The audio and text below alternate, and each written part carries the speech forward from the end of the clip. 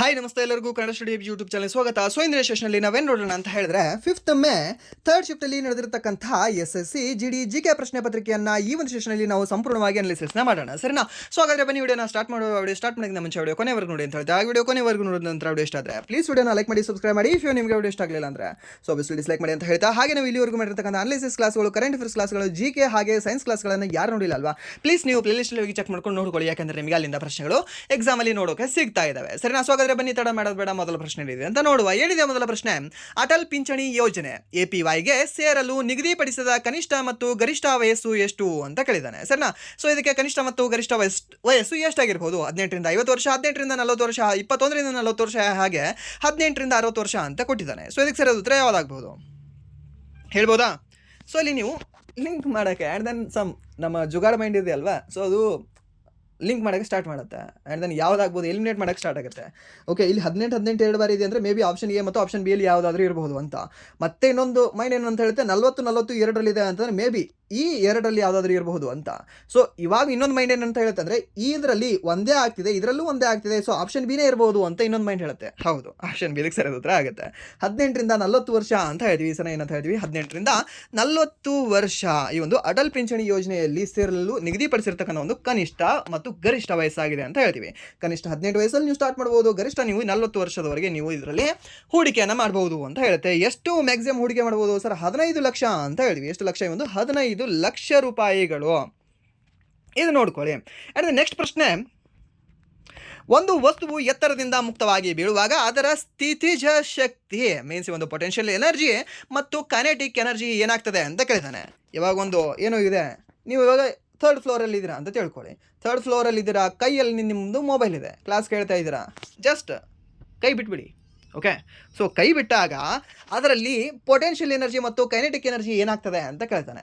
Potential energy ಏನಾಗ್ತದೆ sir? ಕಡಿಮೆ ಆಗ್ತದೆ. ಕೈನೆಟಿಕ್ ಎನರ್ಜಿ ಏನಾಗ್ತದೆ? ಹೆಚ್ಚೆ ಆಗ್ತದೆ. ಕೈನೆಟಿಕ್ ಎನರ್ಜಿ ಮೀನ್ಸ್ ಚಲನಶಕ್ತಿ, ಫಾಸ್ಟಾಗಿ ಕೆಳಗಡೆ ಬೀಳುತ್ತೆ ತಾನೆ.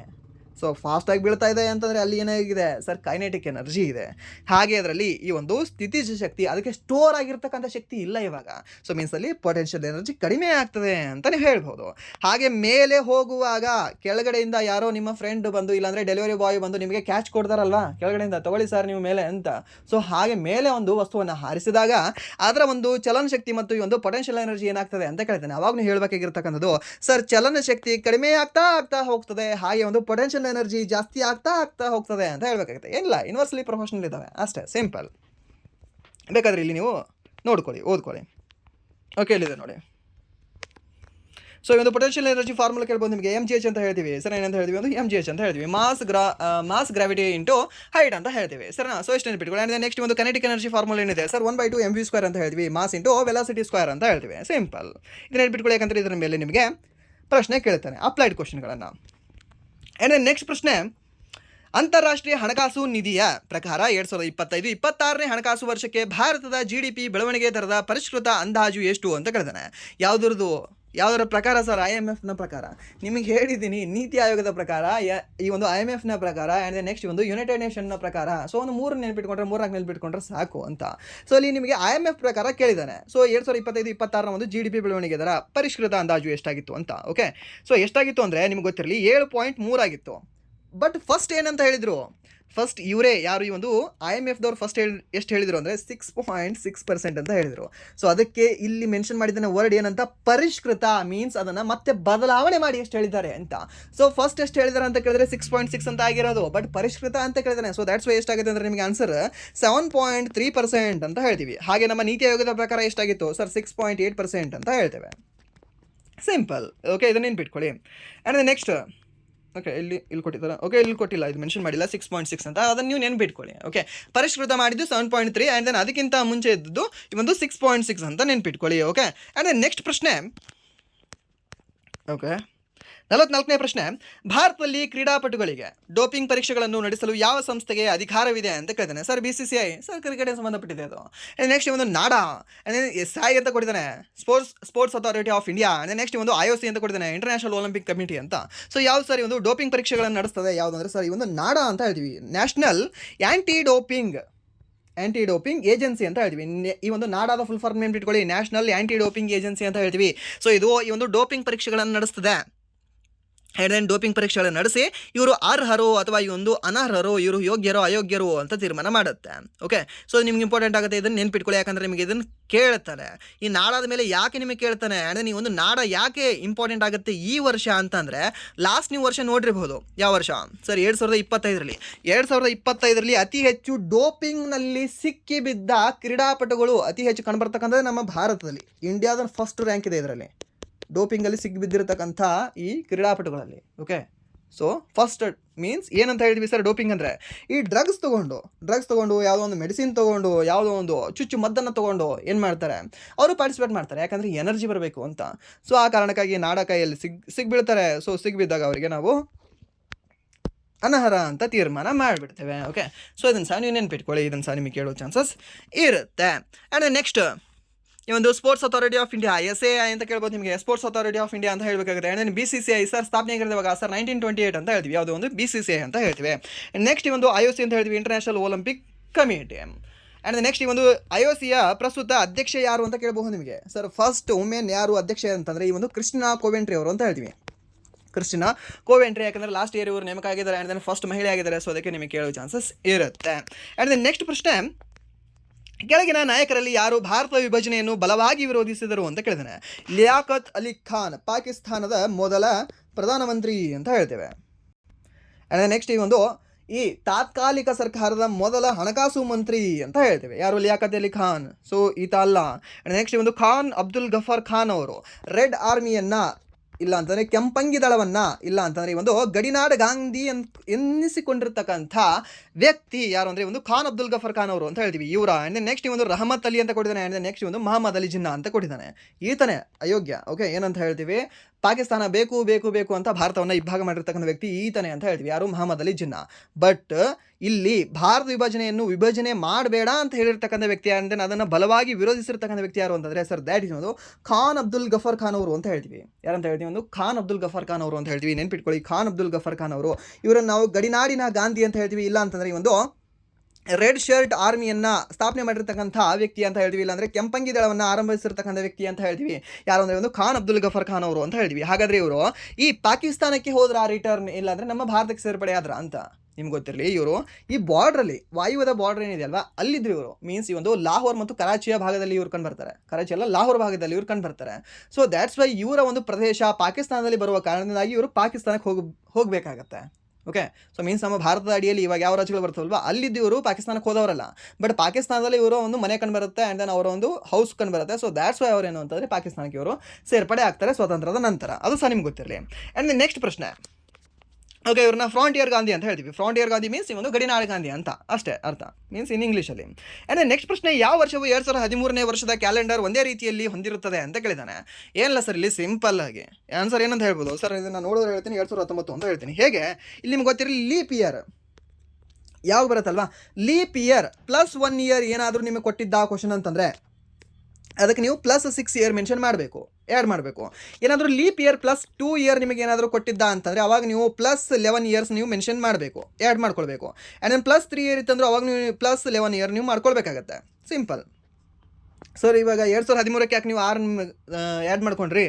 ಯಾಕೆ ಅಂತಂದರೆ 2012 ಏನಿದೆ ಸರ್, ಲೀಪ್ ಇಯರ್ ಇದೆ, ಅಧಿಕ ವರ್ಷ ಇದೆ. ಸೊ ದ್ಯಾಟ್ಸ್ ವೈ 2013 ನೆಕ್ಸ್ಟ್ ವರ್ಷ ಆಗುತ್ತೆ, +1 ವರ್ಷ ಆಗಿದೆ. ಸೊ ಅದಕ್ಕೆ ಇದನ್ನು ನಾನು ಏನು ಮಾಡ್ಕೊಳ್ತೀನಿ, +6ನ ಆ್ಯಡ್ ಮಾಡ್ಕೊಳ್ತೀನಿ. ಸೊ 13ಕ್ಕೆ 6 ಆ್ಯಡ್ ಮಾಡ್ಕೊಂಡ್ರೆ ಎಷ್ಟಾಗುತ್ತೆ ಸರ್? 2019 ಆಗುತ್ತೆ. 19 ಆಗುತ್ತೆ. ಸಿಂಪಲ್. ಸೊ ಇವಾಗ ನಾನು ನಿಮಗೆ ಪ್ರಶ್ನೆ ಕೇಳಲ್ಲ, ಏನು ಕೇಳ್ಬೋದು ನಿಮಗೆ ಪ್ರಶ್ನೆ ಏನು ಅಂತಂದರೆ 2082 ಯಾವಾಗ 2082ರ ಸೇಮ್ ಕ್ಯಾಲೆಂಡರ್ನ ನಾನು ಯಾವ ವರ್ಷದಲ್ಲಿ ಮರುಬಳಕೆ ಮಾಡಬಹುದು ಅಂತ. ಅವಾಗ ನೀವು ಹೇಳ್ಬೋದಾ ಯಾವ ವರ್ಷದಲ್ಲಿ ನಾನು ಮರುಬಳಕೆ ಮಾಡಬಹುದು ಅಂತ? ಏನಿಲ್ಲ ಸರ್, ಇಲ್ಲಿ 2080 ಏನಿದೆ ಅಲ್ವಾ, ಅದು ಲೀಪ್ ಇಯರ್ ಇದೆ. ಸೊ ಇದು +2 ಇಯರ್ ಹೆಚ್ಚಿಗಿದೆ. ಸೊ +2 ಅಂತಂದರೆ ನೀವೇನು ಮಾಡ್ಕೊಳ್ಬೇಕು, 11 ವರ್ಷ ಹೆಚ್ಚಿಗೆ ಮಾಡ್ಕೊಳ್ಬೇಕು. ಸೊ 11 ವರ್ಷ ಮಾಡ್ಕೊಂಡಾಗ ನಿಮಗೆ ಏನು ಬರುತ್ತೆ ಆನ್ಸರ್? ಸೊ 2 1 3 8 1 9 2093 ಬರುತ್ತೆ. Simple answer. ಓಕೆ, ಸೊ ಇಷ್ಟು ಮಾಡ್ಕೊಳ್ಳಿ, ನಿಮ್ಗೆ ಆನ್ಸರ್ ಬರುತ್ತೆ. ಇಲ್ಲಿದೆ ನೋಡಿ 2019 ಅಂತ. ಸೊ ನಿಮಗೆ ಸರ್ ನನಗೆ ಬರಲ್ಲ, ನನಗೆ ಬೇಕಾಗಿಲ್ಲ, ನನಗೆ ನೆನಪುಳಿಯಲ್ಲ ಅಂತಂದರೆ ಏನಿಲ್ಲ, 2013 ಇದೆಯಾ ಬಿಟ್ಟುಬಿಡಿ. 2014 ಇದೆಯಾ ಒಂದೊಂದು ಕನ್ಸಿಡರ್ ತೊಗೊಳ್ಳಿ. 2015 ಇದೆಯಾ ಒಂದು ಕನ್ಸಿಡರ್ ತೊಗೊಳ್ಳಿ. 2016 ಇದೆಯಾ ಒಂದು ದಿನ ಹೆಚ್ಚಿಗೆ ಮಾಡ್ಕೊಳ್ಳಿ. 2014 15 16 ಬಟ್ 16ರಲ್ಲಿ ನಿಮಗೆ ಅಧಿಕ ವರ್ಷ ಇದೆ. ಸೊ ಅದಕ್ಕೆ ಎರಡು ತೊಗೊಳ್ತೀನಿ ನಾನು. ಆ್ಯಂಡ್ ನೆಕ್ಸ್ಟ್ 2017ರಲ್ಲಿ ಅಲ್ಲಿ ಒಂದು ತೊಗೊಳ್ತೀನಿ, 2018ರಲ್ಲಿ ಅಲ್ಲೊಂದು ತೊಗೊಳ್ತೀನಿ, 2019ರಲ್ಲಿ ಅಲ್ಲೊಂದು ತೊಗೊಳ್ತೀನಿ. ಆ್ಯಂಡ್ ದೆನ್ 20ರಲ್ಲಿ 21 22 23 ಓಕೆ. ಸೊ ಇಲ್ಲಿ ಕನ್ಫ್ಯೂಷನ್ ಅದ. ಓಕೆ 14 15 16 17 17 18 19 ಓಕೆ 1 2 3 4 5 6 7 ಓಕೆ ಇಲ್ಲೇ ಇದೆಯಲ್ಲ. ಸೊ ಸಿಂಪಲ್ ಸಿಕ್ತಲ್ಲ ಇಲ್ಲೇ ಆನ್ಸರ್ ನಿಮಗೆ. ಓಕೆ ಸೊ ಈ ರೀತಿ ಸಹ ನೀವು ಮಾಡ್ಕೊಳ್ಬೋದು. ಸೊ ಮೀನ್ಸ್ ಅದೇನಂದರೆ 7ಇಂದ ಡಿವೈಡ್ ಆಗಬೇಕು ಕಂಪ್ಲೀಟಾಗಿ ಆ ಎಕ್ಸ್ಟ್ರಾ ದಿನಗಳು ಅಷ್ಟೇ. ಆ್ಯಂಡ್ ನೆಕ್ಸ್ಟ್ ಪ್ರಶ್ನೆ, ಭಾರತ 2ನೇ ಪಂಚವಾರ್ಷಿಕ ಯೋಜನೆ ಮಹಾಲ್ನೋಬಿಸ್ ಯಾರು, ಒಂದು PC ಮಹಾಲ್ನೋಬಿಸ್ ಅಂತ ಹೇಳ್ತೀವಿ, ಅವರ ಒಂದು ಮಾದರಿಯನ್ನು ಆಧರಿಸಿತ್ತು. ಇದು ಪ್ರಾಥಮಿಕವಾಗಿ ಯಾವುದರ ಮೇಲೆ ಕೇಂದ್ರೀಕರಿಸಿತ್ತು ಅಂತ ಕೇಳಿದ್ದಾನೆ. ಯಾವುದರ ಮೇಲೆ ಕೇಂದ್ರೀಕರಿಸ್ತದೆ ಸರ್? ಇದು ಮೊದಲನೇ ಪಂಚವಾರ್ಷಿಕ ಯೋಜನೆ ಆಗಿದ್ರೆ ಅದು ಕೃಷಿ ಮೇಲೆ ಕೇಂದ್ರೀಕರಿಸಿತ್ತು. 2ನೇ ಪಂಚವಾರ್ಷಿಕ ಯೋಜನೆ ಅಂತಂದರೆ ಸರ್ ಅದು ಕೈಗಾರಿಕರಣದ ಮೇಲೆ ಅದು ಕೇಂದ್ರೀಕರಿಸಿತ್ತು. ಸೊ ಆಪ್ಷನ್ ಬಿ ಇದಕ್ಕೆ ಸರ್ ಉತ್ತರ ಆಗುತ್ತೆ. 5ನೇ ಪಂಚವಾರ್ಷಿಕ ಯೋಜನೆ ಮತ್ತು 4ನೇ ಪಂಚವಾರ್ಷಿಕ ಯೋಜನೆ ಒಂದು ಬಡತನ ನಿರ್ಮೂಲನೆಗೆ ಸಂಬಂಧಪಟ್ಟಿದ್ವು ಅಂತ ಹೇಳ್ತೇವೆ. ಓಕೆ ಸೊ ಇದು ನೆನ್ಪಿಟ್ಕೊಳ್ಳಿ. ಹಾಗೆ ಒಂದು 4ನೇ ಪಂಚವಾರ್ಷಿಕ ಯೋಜನೆಯಲ್ಲಿ ಒಂದು ಧಾನ್ಯಗಳಲ್ಲಿ ಆತ್ಮಾವಲಂಬನೆಯನ್ನು ಪರಿಚಯ ಮಾಡ್ತಾರೆ. ಯಾವುದರಲ್ಲಿ? ಒಂದು 4ನೇ ಪಂಚವಾರ್ಷಿಕ ಯೋಜನೆ ಸಮಯದಲ್ಲಿ, ಇಲ್ಲಾಂದರೆ ಒಂದು ಮೊದಲನೇ ರಜಾ ಅವಧಿಯಲ್ಲಿ. ನೆಕ್ಸ್ಟ್ ಪ್ರಶ್ನೆ, ಗಿಡ್ಡ. ಓಕೆ ಗಿಡ್ಡ ಅಲ್ಲ, ಅದು ಗಿಡ್ಡ ಯಾವ ರಾಜ್ಯದ ಜನಪ್ರಿಯ ನೃತ್ಯವಾಗಿದೆ ಅಂತ ಕೇಳಿದಾನೆ. ಸೊ ಇದನ್ನು ಎಷ್ಟು ಕ್ವಶನ್ ನಿಮಗೆ ಆಲ್ಮೋಸ್ಟ್ ಎಲ್ಲ ರಿಪೀಟ್ ಆಗ್ತಿದ್ದಾವೆ. ಓಕೆ ಜಸ್ಟ್ GK ಕ್ಲಾಸ್ಗಳನ್ನು ಫಾಲೋ ಮಾಡ್ತಾ ಬನ್ನಿ ಅಷ್ಟೇ. ಏನು ಹರಿಯಾಣ, ರಾಜಸ್ಥಾನ, ಪಂಜಾಬ್ ಮತ್ತು ಹಿಮಾಚಲ ಪ್ರದೇಶ ಅಂತ ಕೊಟ್ಟಿದ್ದಾನೆ. ಯಾವ್ದು ಸರ್ ಇದು ರಾಜ್ಯ? ಸರಿ ಒಂದು ಪಂಜಾಬ್ ಅಂತ ಹೇಳ್ತೀವಿ. ಈ ಗಿಡ್ಡ ಡ್ಯಾನ್ಸನ್ನು ಯಾರು ಮಾಡ್ತಾರೆ ಪಂಜಾಬಲ್ಲಿ? ಮಹಿಳೆಯರು ಮಾಡ್ತಾರೆ ಅಥವಾ ಪುರುಷರು ಮಾಡ್ತಾರಾ? ಮಹಿಳೆಯರ ಅಥವಾ ಪುರುಷರ? ಸೊ ಈಸಿಯಾಗಿ ನೆನ್ಪಿಟ್ಕೊಳ್ಳಿ. ಈ ಗಿಡ್ಡ ಆ್ಯಂಡ್ ದೆನ್ ಭಾಂಗ್ರಾ 2 ಡ್ಯಾನ್ಸ್ ಬರ್ತವೆ. ಯಾವ ರಾಜ್ಯದಲ್ಲಿ ಬರ್ತವೆ ಸರ್? ಪಂಜಾಬಲ್ಲಿ ಬರ್ತದೆ. ಸೊ ನಿಮಗೆ ಇಲ್ಲಿ ಗಿಡ್ಡ ಸರ್ ಈ ಪುರುಷರ ಗಿಡ್ಡ ಇರ್ತಾರ ಅಥವಾ ಮೀನ್ಸ್ ಈ ಒಂದು ಮಹಿಳೆಯರ ಗಿಡ್ಡ ಇರ್ತಾರ. ಗಿಡ್ಡ ಮೀನ್ಸ್ ಏನು ಅಂತಂದರೆ ಕುಳ್ಳ ಅಂತ ಹೇಳ್ತೀವಿ. ಏನು ಉತ್ತರ ಕರ್ನಾಟಕ ಭಾಷೆಯಲ್ಲಿ ಗಿಡ್ಡ ಮೀನ್ಸ್ ಕುಳ್ಳ ಅಂತ ಅದರ ಅರ್ಥ. ಓಕೆ ಸೊ ಗಿಡ್ಡ ಯಾರು ಇರ್ತಾರೆ? ಸೊ ಯಾರು ಇರ್ತಾರೆ? ಕುಳ್ಳ ಯಾರು ಇರ್ತಾರೆ? ಶಾರ್ಟ್ ಯಾರು ಇರ್ತಾರೆ ಸರ್? ಮಹಿಳೆಯರು ಜಾಸ್ತಿ ಇರ್ತಾರೆ ಕಂಪೇರಿಟಿವ್ಲಿ. ಓಕೆ ಮಹಿಳೆಯರು ಜಾಸ್ತಿ ಇರ್ತಾರೆ. ಸೊ ಮೀನ್ಸ್ ಗಿಡ್ಡ ಡ್ಯಾನ್ಸ್ ಯಾರು ಮಾಡ್ತಿರ್ತಾರೆ ಸರ್? ಮಹಿಳೆಯರು ಮಾಡ್ತಿರ್ತಾರೆ ಅಂತ ನೆನ್ಪಿಟ್ಕೊಳ್ಳಿ, ಈಸಿಯಾಗಿ ನೆನ್ಪಿಡ್ತದೆ. ಸೊ ಉಳಿದಿರ್ತಕ್ಕಂಥದ್ದು ಯಾರು ಸರ್? ಇರು ಸರ್ ಭಾಂಗ್ರಾ ಯಾರು ಸರ್? ಬಾಯ್ಸ್ ಮಾಡ್ತಾರೆ. BB ಓಕೆ ಭಾಂಗ್ರಾ ಈ ಒಂದು ಬಾಯ್ಸ್ ಮಾಡ್ತಾರೆ ಅಂತ ನೆನ್ಪಿಟ್ಕೊಳ್ಳಿ, ಈಸಿಯಾಗಿ ನೀವು ನೆನ್ಪಿಡ್ತದೆ. ಓಕೆ ಆ್ಯಂಡ್ ನೆಕ್ಸ್ಟ್ ಪ್ರಶ್ನೆ, ಈ ನಾಟಿ ನೃತ್ಯ ಯಾವ ರಾಜ್ಯದಲ್ಲಿ ಮಾಡ್ತಾರೆ ಅಂತ ಕೇಳ್ಬೋದು ನಿಮಗೆ. ಯಾವುದು ಸರ್? ನಾಟಿ ಈ ಒಂದು ಹಿಮಾಚಲ ಪ್ರದೇಶದಲ್ಲಿ ಮಾಡ್ತಾರೆ ಅಂತ ಹೇಳಬೇಕಾಗುತ್ತೆ. ನೆಕ್ಸ್ಟ್ ಒಂದು ಗೇರ್ ನೃತ್ಯ ಯಾವ ರಾಜ್ಯದಲ್ಲಿ ಸರಿ? ಒಂದು ರಾಜಸ್ಥಾನದಲ್ಲಿ. ಗೋಮರ್ ನೃತ್ಯ ಯಾವ ರಾಜ್ಯದಲ್ಲಿ ಸರಿ? ಒಂದು ರಾಜಸ್ಥಾನದಲ್ಲಿ. ಈ ಒಂದು ಕಾಲ್ಬೆಲೆಯ ನೃತ್ಯ ಯಾವ ರಾಜ್ಯದಲ್ಲಿ ಸರಿ? ಒಂದು ರಾಜಸ್ಥಾನದ ರಾಜ್ಯದಲ್ಲಿ ಅಂತ ಹೇಳ್ತೇವೆ. ಸೊ ಇದನ್ನು ಸಹ ನೀವು ನೆನ್ಪಿಟ್ಕೊಂಡ್ರೆ ಬಹಳ ಉತ್ತಮ ನಿಮ್ಮ ಎಕ್ಸಾಮ್ಗೆ. ಆ್ಯಂಡ್ ನೆಕ್ಸ್ಟ್ ಪ್ರಶ್ನೆ, ಗೇರ್ ನೃತ್ಯ ಯಾವ ಭಾರತೀಯ ರಾಜ್ಯದ ಸಾಂಪ್ರದಾಯಿಕ ಜಾನಪದ ನೃತ್ಯವಾಗಿದೆ ಅಂತ ಕೇಳಿದ್ದಾನೆ. ಸೊ ಇವಾಗಲೇ ಹೇಳಿದಲ್ಲ ನಿಮಗೆ ಜಸ್ಟ್ ಯಾವುದು ಸರ್? ರಾಜಸ್ಥಾನ ಅಂತ. ರಾಜಸ್ಥಾನ ರಾಜ್ಯ ಅಷ್ಟೇ. ಇದನ್ನು ಆಲ್ರೆಡಿ ನಿಮಗೆ ಹೇಳಿದ್ದಲ್ವ ಲಾಸ್ಟ್ ಶಿಫ್ಟಲ್ಲಿ. ಆ್ಯಂಡ್ ನೆಕ್ಸ್ಟ್ ಭವಾಯಿ ನೃತ್ಯ ಯಾವ ರಾಜ್ಯದಲ್ಲಿ ಸರಿ? ಒಂದು ಗುಜರಾತ್ ಮತ್ತು ರಾಜಸ್ಥಾನ ಅಂತ ಹೇಳ್ತೀವಿ. ಆ್ಯಂಡ್ ನೆಕ್ಸ್ಟ್ ಪ್ರಶ್ನೆ, ಮಾರ್ಚ್ 2025ರಲ್ಲಿ ದುರಂತ ಪರಿಹಾರಕ್ಕಾಗಿ ಆಪರೇಷನ್ ಬ್ರಹ್ಮವನ್ನು ಯಾವ ಭಾರತ ಸರ್ಕಾರವು ಯಾವ ನೆರೆಯ ದೇಶದಲ್ಲಿ ಪ್ರಾರಂಭಿಸಿತು ಅಂತ. ಸೊ ಇದು ನಿಮಗೆ ಕನಿಷ್ಠ ಅಂದರೆ ಒಂದು 100 ಬಾರಿ ಹೇಳಿದ್ದೀನಿ ಅನಿಸುತ್ತೆ. ಈ ಕ್ವಶನ್ ಕೇಳ್ತಾನೆ ಸರ್ ನೋಡ್ಕೊಳ್ಳಿ ಸರ್ ಅಂತ. ಯಾಕೆಂದರೆ NTPC ಎಕ್ಸಾಮಲ್ಲಿ ಕೇಳಿದ್ದಾನೆ. ಯಾವುದು? ಗ್ರ್ಯಾಜುಯೇಷನಲ್ಲಿ. NTPC ಎಕ್ಸಾಮಲ್ಲಿ ಕೇಳಿದ್ದಾನೆ. ಯಾವುದರಲ್ಲಿ? ಅಂಡರ್ ಗ್ರ್ಯಾಜುಯೇಷನಲ್ಲಿ. ಆ್ಯಂಡ್ ನೆಕ್ಸ್ಟ್ ಇದೇ ಕ್ವಶನನ್ನು ಈ ಒಂದು D ಗ್ರೂಪಲ್ಲಿ RRB D ಗ್ರೂಪ್ ಎಕ್ಸಾಮಲ್ಲಿ ಒಂದು 10 ಬಾರಿ ಕೇಳಿದ್ದೀನಿ ಅನಿಸುತ್ತೆ.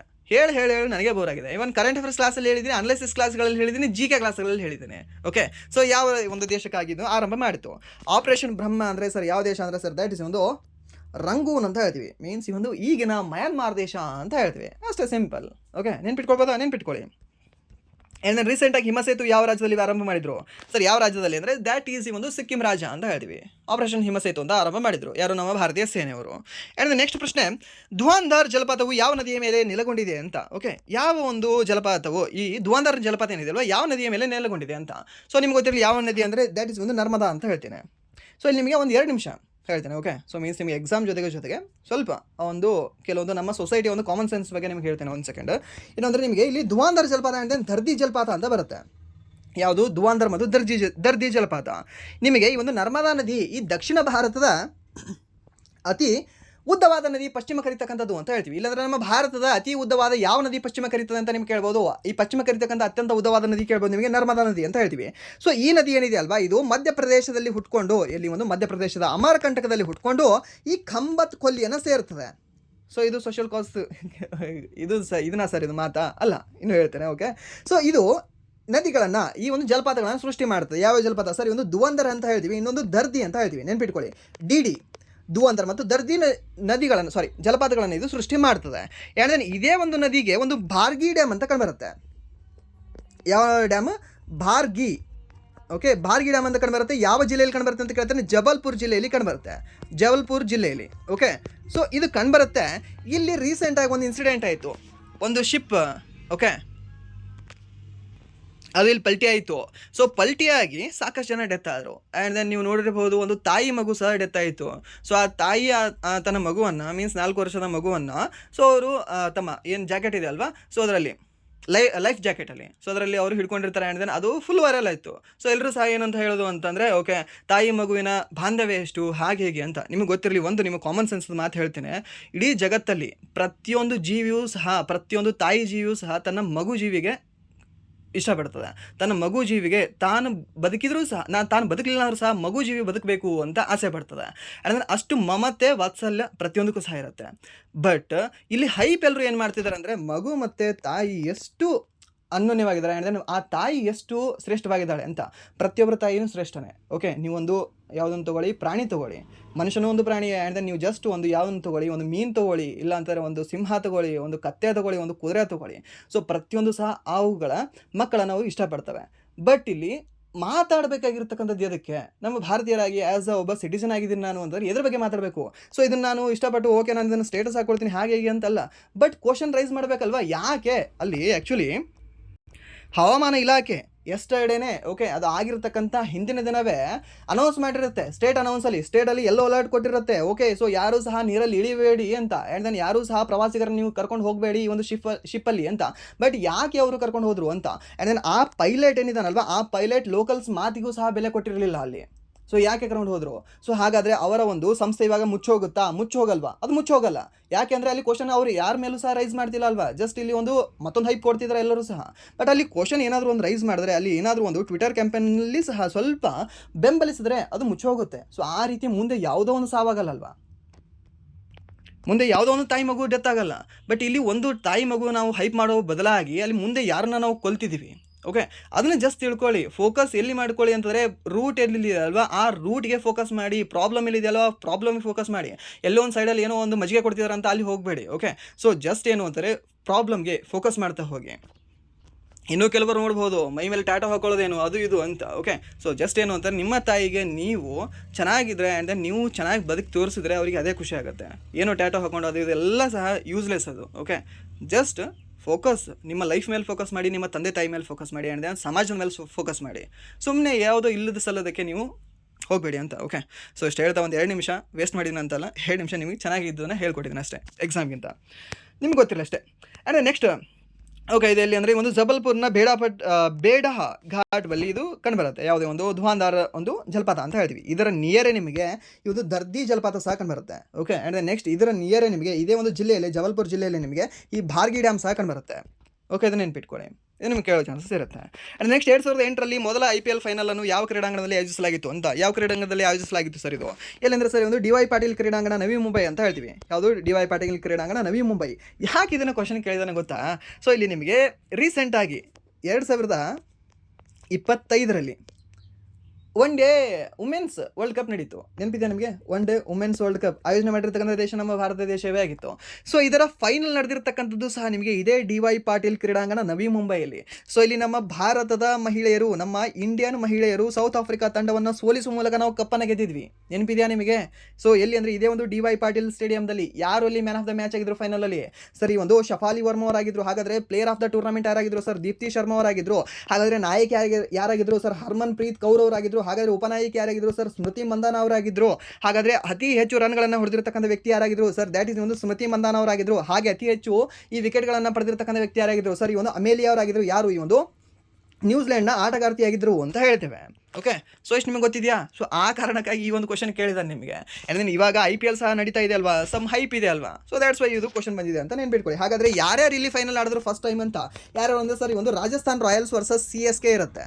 ಯಾವುದೇ ಒಂದು ರಾಜಸ್ಥಾನ್ ರಾಯಲ್ಸ್ ವರ್ಸಸ್ CSK. ಇಲ್ಲಿ ರಾಜಸ್ಥಾನ್ ರಾಯಲ್ಸ್ ವಿನ್ ಆಗುತ್ತೆ, CSK ಸೋಲುತ್ತೆ.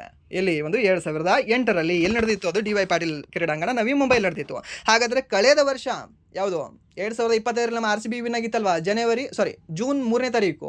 ಸೊ ಅದು ಎಲ್ಲಿ ನಡೆದಿತ್ತು ಸರಿ? ಒಂದು ಗುಜರಾತ್ನ ಅಹಮದಾಬಾದ್ ಸ್ಟೇಡಿಯಮಲ್ಲಿ ನಡೆದಿತ್ತು ಮ್ಯಾಚ್. ಅದು ಗೊತ್ತಿರಲಿ. ಹಾಗಾದರೆ ಈ ವರ್ಷ ಎಲ್ಲಿ ನಡೆಯಲಿದೆ? ಇದೇ ಒಂದು ಅಹಮದಾಬಾದ್ ಸ್ಟೇಡಿಯಮಲ್ಲಿ ನಡೆಯಲಿದೆ. ಸರ್ ಇಲ್ಲ ಸರ್, ಅದು ಚಿನ್ನಸ್ವಾಮಿ ಸ್ಟೇಡಿಯಮಲ್ಲಿ ನಡೀಬೇಕಾಗಿತ್ತು ಅಂತ. ಹೌದು, ನಡೀಬೇಕಾಗಿತ್ತು. ಬಟ್ ಎಸ್ಟರ್ಡೇ BCCI ಅವರು ಅನೌನ್ಸ್ ಮಾಡಿದ್ದಾರೆ. ಸೊ ನಾವು ಚಿನ್ನಸ್ವಾಮಿಯಲ್ಲಿ ನಡೆಸಲ್ಲ. ಸೊ ನಾವಿಲ್ಲಿ ಅಂದರೆ ಒಂದು ಅಹಮದಾಬಾದ್ ಸ್ಟೇಡಿಯಮಲ್ಲಿ ನಡೆಸ್ತೀವಿ ಅಂತ ಹೇಳಿದ್ದಾರೆ. ಓಕೆ, ಸೊ ಬಿಕಾಸ್ ಯಾಕಂದರೆ ಅಲ್ಲಿ ಸೀಟ್ಗಳು ಜಾಸ್ತಿ ಇದೆ ಆ್ಯಂಡ್ ದೆನ್ ಸ್ವಲ್ಪ ಇನ್ಕಮ್ ಕಮಾಯಿ ಜಾಸ್ತಿ ಆಗುತ್ತೆ ಅಂತ ಅಷ್ಟೇ ರೀಸನ್. ಓಕೆ, ಇದನ್ನು ಸಹ ನಿಮ್ಗೆ ಗೊತ್ತಿರಲಿ. ಆ್ಯಂಡ್ ನೆಕ್ಸ್ಟ್ ಪ್ರಶ್ನೆ, ಒಂದು ಬಸ್ಸು 10 ಗಂಟೆಗಳ ಕಾಲ 80 ಕಿಲೋಮೀಟರ್ ವೇಗದಲ್ಲಿ ಚಲಿಸುತ್ತದೆ. 5 ಗಂಟೆಗಳಲ್ಲಿ ಬಸ್ಸು ಕ್ರಮಿಸಿದ ದೂರಕ್ಕಿಂತ 100 ಮೀಟರ್ ಹೆಚ್ಚಿನ ದೂರವನ್ನು ರೈಲು ಕ್ರಮಿಸಿದರೆ ರೈಲಿನ ವೇಗ ಎಷ್ಟು ಅಂತ. Okay, simple. ಇಲ್ಲಿ ಇದನ್ನು ತಗೊಳ್ಳಿ, ಲೆಕ್ಕ ಮಾಡೋಕೆ ಕೊಡಬೇಡಿ, ಏನು ಬೇಡ, ಜಸ್ಟ್ ಕಾಮನ್ ಸೆನ್ಸ್. 10 ಗಂಟೆಯಲ್ಲಿ ಏನಾದರೂ 80 ಕಿಲೋಮೀಟರ್ ಸ್ಪೀಡಲ್ಲಿ ಒಂದು ಸಮ್ ಡಿಸ್ಟೆನ್ಸ್ನ ಅದು ಏನಾದರೂ ಕ್ರಾಸ್ ಮಾಡಿದ್ರೆ ಎಷ್ಟು, 10 ಗಂಟೆಯಲ್ಲಿ 10 ಅವರ್ಸಲ್ಲಿ 80 ಕಿಲೋಮೀಟರ್ ಪರ್ ಅವರಲ್ಲಿ ಏನಾದರೂ ಅದು ಚಲಿಸಿದ್ರೆ ಸೊ ಅದು ಸಮ್ ದೂರ ಚಲಿಸುತ್ತೆ. ಇದೇ ದೂರವನ್ನು 5 ಅವರಲ್ಲಿ, ಓಕೆ, ಅದಕ್ಕಿಂತ ಈ ಒಂದು ಸಮ್ ಕಿಲೋಮೀಟರ್ ಅವರ್ ಸ್ಪೀಡಲ್ಲಿ ಚಲಿಸ್ತಾನೆ. ಸೊ ಅದನ್ನು ಚಲಿಸಿದ ನಂತರ ಆ ಡಿಸ್ಟೆನ್ಸ್ ಏನಾಗುತ್ತೆ ಪ್ಲಸ್ ಜಸ್ಟ್ ಒಂದು 100 ಮೀಟರ್ ಮಾತ್ರ ಹೆಚ್ಚಿಗೆ ಹೋಗುತ್ತೆ ಅಂತೆ. ಸೊ ಮೀನ್ಸ್ ಇದು ಇಲ್ಲಿ ಅರ್ಧ ಆಗಿದೆ ಅಂತಂದರೆ ಇದು ಸಹ ಇಲ್ಲಿ ಡಬಲ್ ಆಗಬೇಕಲ್ವಾ. ಸೊ ಯಾಕೆ ಅಂತಂದರೆ ನಿಮಗೆ time is inversely proportional to speed ಅಂತ ಆಗುತ್ತಲ್ವಾ. ಸೊ ಮೀನ್ಸ್ 8 ಎಷ್ಟಾಗುತ್ತೆ, 16 ಆಗುತ್ತೆ. So means 160. ಸೊ ಮೀನ್ಸ್ ಇಲ್ಲಿ ನಿಮಗೆ 160 ಆಪ್ಷನ್ ಇದೆಯಾ? ಓಕೆ, ಇದೆಯಲ್ಲ, ಹೌದು, ಆಪ್ಷನ್ ಬಿ. ಸಿಂಪಲ್ ಸರ್, 160 ಯಾಕಂದರೆ 100 ಮೀಟರ್ ಜಾಸ್ತಿ ಇದೆಯಲ್ಲ ಸರ್, 165 ಬರ್ಬೋದು. ಇಲ್ಲ, 160 ಬರುತ್ತೆ, ಯಾಕೆಂದರೆ ಅಷ್ಟು ದೂರ ಇದೆ ಅದು. ಓಕೆ, ಸೊ ಮೀನ್ಸ್ ಜಸ್ಟ್ ಒಂದು 100 ಮೀಟರ್ 0.1 ಅದನ್ನು ಹೆಚ್ಚಿಗೆ ಬೀಳಲ್ಲ ನಿಮಗೆ, ಅದಕ್ಕೆ 0.2 ಅಂತ ಹೆಚ್ಚಿಗಿದೆ ಸರ್. ಬೇಕಾದ್ರೆ ನೀವು ಮಾಡ್ಕೊಂಡು ನೋಡ್ಕೊಳ್ಳಿ. ಆ್ಯಂಡ್ ನೆಕ್ಸ್ಟ್ ಪ್ರಶ್ನೆ, ಒಂದು ಗಡಿಯಾರವು ಬೆಳಗ್ಗೆ 8 ಗಂಟೆಗೆ 8 ನಿಮಿಷ ನಿಧಾನವಾಗಿ ಇರುತ್ತದೆ. ಅದು ಪ್ರತಿ ಗಂಟೆಗೆ 8 ಸೆಕೆಂಡ್ ವೇಗವಾಗಿ ಚಲಿಸುತ್ತದೆ. ಅದೇ ದಿನ ಸಂಜೆ ಗಡಿಯಾರವು 8 ಗಂಟೆ ತೋರಿಸಿದಾಗ ನಿಜ ಸಮಯ ಯಾವುದೋ ಅಂತ ಕೇಳಿದ್ದಾನೆ ಸರಿನಾ. ಸೊ ಇದಕ್ಕೆ 8 ಗಂಟೆ 8 ನಿಮಿಷ PM ಆಗಿರುತ್ತೆ. ಸೊ ಇದನ್ನು ಸಹ ನೀವು ಮಾಡ್ಕೊಳ್ಳಿ. ಆ್ಯಂಡ್ ನೆಕ್ಸ್ಟ್ ಪ್ರಶ್ನೆ, 55ನೇ ಪ್ರಶ್ನೆ, ಛತ್ ಪೂಜೆ ಯಾವ ಭಾರತೀಯ ರಾಜ್ಯದ ಪ್ರಮುಖ ಹಬ್ಬವಾಗಿದೆ ಅಂತ ಕೇಳಿದ್ದಾನೆ ಸರ್. ನಾವು ಒಂದು ಛತ್ ಪೂಜೆ, ಸೊ ನಮ್ಮ ಭಾರತ ಛತ್ತಿಯಲ್ಲಿ ಕಂಡುಬರುತ್ತೆ ಸರ್, ಬಿಹಾರದಲ್ಲಿ ಕಂಡುಬರುತ್ತೆ. ಸೊ ಮೀನ್ಸ್ ಬಿಹಾರದಲ್ಲಿ ಇದು ಆಯೋಜನೆ ಮಾಡಲಾಗ್ತದೆ ಸರ್. ಯಾವುದೋ ಒಂದು ಛತ್ ಪೂಜೆ ಅಂತ ಹೇಳ್ತೀವಿ. ಸೊ ಇಫ್ ನಿಮಗೇನಾದರೂ ಬಿಹಾರ ಕೊಡಲಿಲ್ಲ ಅಂದರೆ ಜಾರ್ಖಂಡ್ ಇದಕ್ಕೆ ಸರಿಯಾದ ಉತ್ತರ, ಜಾರ್ಖಂಡ್ ಕೊಡಲಿಲ್ಲ ಅಂದರೆ UP ಇದಕ್ಕೆ ಸರಿಯಾದ ಉತ್ತರ, ಇಷ್ಟೇ ಗೊತ್ತಿರಲಿ ನಿಮಗೆ. ಆ್ಯಂಡ್ ನೆಕ್ಸ್ಟ್, ಓಕೆ, ಇದನ್ನು ಏನು ಅಂತಂದರೆ ಛತ್ ಪೂಜೆಯು ಬಿಹಾರಕ್ಕೆ ಸಂಬಂಧಿಸಿರತಕ್ಕಂಥ ಅತ್ಯಂತ ಪ್ರಮುಖ ಹಬ್ಬಗಳಲ್ಲಿ ಒಂದಾಗಿದೆ. ಇದು ಸೂರ್ಯ ದೇವರು ಮತ್ತು ಛತಿ ಮೈಯಾಗೆ ಸಮರ್ಪಿತವಾಗಿದೆ. ಇದನ್ನು ಕೇಳ್ತಾನೆ ನಿಮಗೆ, ಈ ಛಟಿ ಮೈಯಾಗೆ ಸಂಬಂಧಪಟ್ಟಿರ್ತಕ್ಕಂಥ ಒಂದು ಹಬ್ಬ ಯಾವುದು ಅಂತ ಈ ಒಂದು ಛತ್ ಪೂಜಾ ಅಂತ ಹೇಳ್ತೀವಿ. ಹಾಗೆ ಸೂರ್ಯ ದೇವರಿಗೆ ಸಂಬಂಧಪಟ್ಟಿರ್ತಕ್ಕಂಥ ಒಂದು ಹಬ್ಬ ಯಾವುದು ಅಂತ ಬಿಹಾರದು ಈ ಒಂದು ಛತ್ ಪೂಜಾ ಅಂತ ಹೇಳ್ತೀವಿ. ಇಷ್ಟು ನಿಮಗೆ ಗೊತ್ತಿರಲಿ. ಆ್ಯಂಡ್ ನೆಕ್ಸ್ಟ್ ಪ್ರಶ್ನೆ, 2021ರಲ್ಲಿ ನಡೆದ 13ನೇ ಬ್ರಿಕ್ಸ್ ಶೃಂಗಸಭೆಯನ್ನು ಯಾವ ದೇಶ ಆಯೋಜಿಸಿತ್ತು ಅಂತ ನಿಮಗೆ ಹೇಳಿದ್ದೀನಿ ಆಲ್ರೆಡಿ. ಒಂದು ಶಿಫ್ಟಲ್ಲಿ ಕ್ವಶನ್ ಬಂದಿತ್ತು. 2020ರಲ್ಲಿ ರಾಷ್ಟ್ರೀಯ ಆಯೋಜನೆ ಮಾಡಿತ್ತು. 21ರಲ್ಲಿ ಮತ್ತೆ ನಾವು ಇಂಡಿಯಾ ಅವರು ಆಯೋಜನೆ ಮಾಡಿದ್ವಿ. ಆ್ಯಂಡ್ ದೆನ್ ಇದು ಎಷ್ಟನೇ ಆವೃತ್ತಿ ಆಗಿತ್ತು ಸರ್? 13ನೇ ಆವೃತ್ತಿ ಆಗಿತ್ತು. 13ನೇ ಆವೃತ್ತಿ ನಾವು ಆಯೋಜನೆ ಮಾಡಿದ್ವಿ. ಈ 13ಅನ್ನು ನಾನು ಹೀಗೆ ಬರೀತೀನಿ. ಆ್ಯಂಡ್ ನನ್ನ ಮನಸ್ಸು ಏನಾಗುತ್ತೆ, ಹೀಗೆ ಇದನ್ನು ಜೋಡಿಸು ಅಂತ ಹೇಳಿದೆ. ಎಷ್ಟಾಯಿತು? 18 ಆಯಿತು. 18ನೇ ಆವೃತ್ತಿಯನ್ನು ಸಹ ನಾವೇ ಆಯೋಜನೆ ಮಾಡ್ತಾಯಿದ್ವಿ. ಯಾವ ವರ್ಷ ಸರ್? 2026ರಲ್ಲಿ. ಸಿಂಪಲ್, ಮುಗೀತು ಅಷ್ಟೇ. ಆ್ಯಂಡ್ ನೆಕ್ಸ್ಟ್, ರೀಸೆಂಟಾಗಿ ಇದಕ್ಕೆ ಯಾವ ಒಂದು ದೇಶ ಸೇರ್ಪಡೆ ಆಗಿದೆ ಸರ್? ಇಂಡೋನೇಷ್ಯಾ ದೇಶ ಸೇರ್ಪಡೆ ಆಗಿದೆ. ಆ್ಯಂಡ್ ನೆಕ್ಸ್ಟ್ ಪ್ರಶ್ನೆ, ಯಾವ ಮೊಘಲ್ ಆಡಳಿತಗಾರನು ಧಾರ್ಮಿಕ ಸೌಹಾರ್ದತೆ ಮತ್ತು ಆಡಳಿತ ದಕ್ಷತೆ ಎರಡಕ್ಕೂ ಸಹ ಒತ್ತು ನೀಡಿದನು ಅಂತ? ಯಾರು ಅಂದರೆ ಸರಿ ಓನ್ಲಿ ಯಾರು ಸರ್? ಅಕ್ಬರ್ ಅಂತ ಹೇಳ್ತೇವೆ. Simple question. ಆ್ಯಂಡ್ ನೆಕ್ಸ್ಟ್ ಪ್ರಶ್ನೆ, ಓಕೆ, ಇದೇ ಅಕ್ಬರ್ ಏನು ಅಂತಂದರೆ ಒಂದು ನೀತಿಯನ್ನು ತರ್ತಾರೆ. ಯಾವ ನೀತಿ ಅಂದರೆ ಈ ಒಂದು ಸುಲ್ಹ ಈ ಕುಲ್ ಅಂತ ಹೇಳ್ತೀವಿ ಸರ್. ನಾ ಪೀಸ್ ಫಾರ್ ಆಲ್ ಅಂತ ಅದರ ಅರ್ಥ. ಸುಲ್ಹ ಈ ಕುಲ್ ನೀತಿ ಅಂತಂದರೆ ಪೀಸ್ ಫಾರ್ ಆಲ್, ಎಲ್ಲರಿಗೂ ಸಹ ಶಾಂತಿ ಸಮೃದ್ಧಿ ಅಂತ ಅದರ ಅರ್ಥ ಕೊಡುತ್ತೆ. ಸೊ ಇದನ್ನು ತಂದಿರತಕ್ಕಂಥ ವ್ಯಕ್ತಿ ಯಾರು ಅಂದರೆ ಸರ್ ದ್ಯಾಟ್ ಈಸ್ ಈ ಒಂದು ಅಕ್ಬರ್ ಅವರು ಅಂತ ಹೇಳ್ತೇವೆ. ಆ್ಯಂಡ್ ನೆಕ್ಸ್ಟ್ ಪ್ರಶ್ನೆ, 1980ರ ಮಾಸ್ಕೋ ಒಲಿಂಪಿಕ್ಸ್ನ ಸ್ವರ್ಣ ಪದಕ ಗೆದ್ದ ಭಾರತೀಯ ಹಾಕಿ ತಂಡದ ನಾಯಕ ಯಾರು ಅಂತ? ಸರ್ ಏನು ಸರ್ ಯಾವಾಗಲೂ ಸಹ ಎಲ್ಲರೂ ಗೆದ್ದವ್ರದ್ದು ಹೆಸರು ಕೇಳಿದ್ರೆ ಹೆಂಗೆ ಸರ್ ಅಂತ. ಓಕೆ, ಸೊ ನಿಮ್ಗೆ ಅವಾಗಲೇ ಹೇಳಿದ್ದೀನಿ 1928ಅಲ್ಲಿ, ಐ ಥಿಂಕ್ ಲಾಸ್ಟ್ ಶಿಫ್ಟಲ್ಲಿ ಹೇಳಿದ್ದೀನಾ? ಓಕೆ, ಈ 1928ಅಲ್ಲಿ ಫಸ್ಟ್ ಟೈಮ್ ನಾವು ಹಾಕಿಯಲ್ಲಿ ಗೋಲ್ಡ್ ಮೆಡಲನ್ನು ಗೆಲ್ತೀವಿ ಅಲ್ಲಿ ಒಲಿಂಪಿಕ್ಸಲ್ಲಿ. ಸೊ ಅದರ ಒಂದು ನಾಯಕ ಯಾರಾಗಿದ್ದರು ಸರ್? ಜೈಸಿಂಗ್ ಅವರಾಗಿದ್ದರು. ಆ್ಯಂಡ್ ದೆನ್ ಕೊನೆಯ ಬಾರಿ ನಾವು ಹಾಕಿ ಅಲ್ಲಿ ಈ ಒಂದು ಒಲಿಂಪಿಕ್ಕಲ್ಲಿ ಗೋಲ್ಡ್ ಮೆಡಲ್ ಗೆದ್ದಿರ್ತಕ್ಕಂಥದ್ದು 1980ಯಲ್ಲಿ. ಯಾವ ಒಂದು ಒಲಿಂಪಿಕ್ಸ್ ಸರ್? ಒಂದು 1980 ಮಾಸ್ಕೋ ಒಲಿಂಪಿಕ್ಸ್ ಅಂತ ಹೇಳ್ತೀವಿ. ಸೊ ಆ ಕಾರಣದಿಂದಾಗಿ ಅದರ ನಾಯಕ ಯಾರು ಅಂತ ಕೇಳಿದ್ದಾರೆ. ಫಸ್ಟ್ ನಿಮಗೆ ಗೊತ್ತಿದೆ ಯಾರು? ಜೈಸಿಂಗ್. ಕೊನೆಯದು ಯಾರು ಸರ್? ಯಾರು ಅಂದರೆ ಸರ್ ವಾಸುದೇವ ಕೃಷ್ಣ. ಯಾರು ಸರ್? ಒಂದು ವಾಸುದೇವನ್ ಭಾಸ್ಕರನವರು ಅಂತ ಹೇಳ್ತೀವಿ. ಯಾರು? ಒಂದು ವಾಸುದೇವನ್ ಭಾಸ್ಕರನವರು ಇದರ ತಂಡದ ನಾಯಕ ಆಗಿದ್ರು ಅಂತ ಹೇಳ್ತೇವೆ ಸರಿ. ಇದು ಸಿಂಪಲ್ ಆಗಿ ನೆನ್ಪಿಟ್ಕೊಳ್ಳಿ. ಆ್ಯಂಡ್ ನೆಕ್ಸ್ಟ್, ಸೊ ಇಲ್ಲಿ ಯಾರ ಜೊತೆ ಇತ್ತು ಸರಿ? ಒಂದು ಸ್ಪೇನ್ ಜೊತೆ ಇತ್ತು ಫೈನಲ್ ಮ್ಯಾಚ್. ಅಲ್ಲಿ ಯಾರ ಜೊತೆ ಇತ್ತು 1928ಅಲ್ಲಿ? ಅಲ್ಲಿ ನೆದರ್ಲ್ಯಾಂಡ್ಸ್ ಅವ್ರ ಜೊತೆ ಇತ್ತು. ಯಾಕಂದರೆ ನೆದರ್ಲ್ಯಾಂಡ್ ಅಲ್ಲಿ ಆಯೋಜನೆ ಮಾಡಿರ್ತಕ್ಕಂಥ ದೇಶ ಆಗಿತ್ತು. ಸಿಂಪಲ್. ಆ್ಯಂಡ್ ದೆನ್ ಅದಾದ ನಂತರ ಸರ್ 1980 ಆದ ನಂತರ ನಾವು ಇಲ್ಲಿವರೆಗೂ ಗೋಲ್ಡ್ ಮೆಡಲ್ ಗೆದ್ದಿಲ್ವಲ್ಲ ಸರ್? ಅಭಿನವ್ ಬಿಂದ್ರಾ ಅವರು ಶೂಟಿಂಗಲ್ಲಿದ್ದಾರೆ, ಹಾಕಿಯಲ್ಲ ಸರ್. ಹಾಕಿಯಲ್ಲಿ ಗೆದ್ದಿಲ್ಲ. ಸೊ ಅಲ್ಲಿಂದ ನಾವು ಇಲ್ಲಿವರೆಗೆ ಜಸ್ಟ್ ನಾವು ಸಿಲ್ವರ್ ಮೆಡಲ್ ಹಾಗೆ ಈ ಒಂದು ಕಂಚಿನ ಮೆಡಲ್ನ ಮಾತ್ರ ಗೆಲ್ತಾ ಬಂದಿದ್ದೇವೆ. ಆ್ಯಂಡ್ ದೆನ್ ಇದನ್ನು ಆಲ್ರೆಡಿ ಒಂದು ಎಕ್ಸಾಮಲ್ಲಿ ಕೇಳಿದ್ದಾನೆ. ಓಕೆ, ಸೊ ನೀವು ಗೂಗಲ್ ಮಾಡಿದ್ರೆ ನಿಮ್ಗೆ ಸಿಗುತ್ತೆ ಯಾವ ಎಕ್ಸಾಮಲ್ಲಿ ಅಂತ.